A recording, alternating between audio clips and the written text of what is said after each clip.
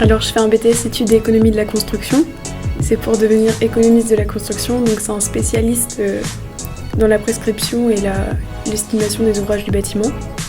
Ça donne un diplôme Bac+2 et il y a de la partie générale et de la partie professionnelle comme dans la plupart des BTS. En entreprise, va majoritairement rédiger des appels d'offres, des devis, faire du maîtrais aussi pour aller prendre les mesures sur le terrain. Et sinon après il y a la maîtrise d'œuvre. La maîtrise d'œuvre c'est plutôt du côté tout ce qui est architecture, ça va travailler avec un architecte. L'architecte il dessine et nous on est plus là à côté pour dire si c'est réalisable ou pas.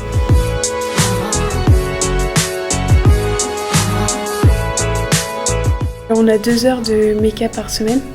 C'est comment on les charge ou comment la structure va bouger.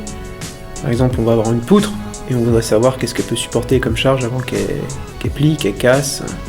On a 7 heures d'économie de la construction. On voit comment estimer un projet, comment déterminer un prix, élaborer un devis, etc.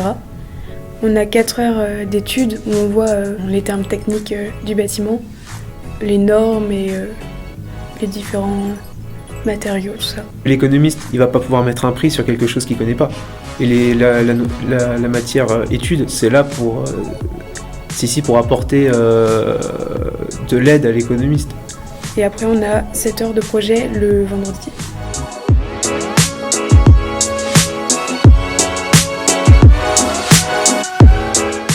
Auparavant, j'ai fait un bac pro technicien études du bâtiment, option études et économie de la construction. Au début, je voulais faire architecte. Et avec les stages, je me suis rendu compte que je voulais pas du tout être architecte. Que ça me plaisait pas le fait d'être toute la journée sur l'ordi.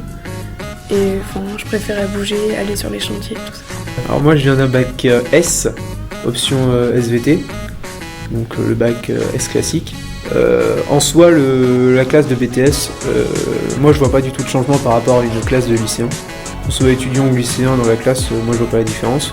Parce qu'on a des cours de maths, on a des cours de français, si je puis dire, cours d'anglais, cours de physique chimie. Ça, c'est exactement la même chose que j'ai vu en S.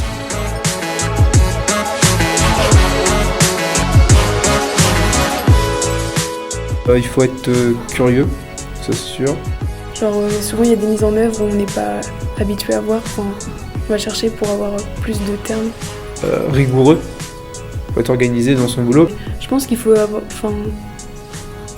aimer concevoir quand même. Aimer réaliser des projets. Voir vraiment la construction, l'élaboration. Donc économiste de la construction actuellement c'est très recherché dans tous les domaines. Et sinon après on peut poursuivre ses études. Je pense que je vais continuer sur une licence, je sais pas encore laquelle, mais j'aimerais bien faire une licence et un master si possible.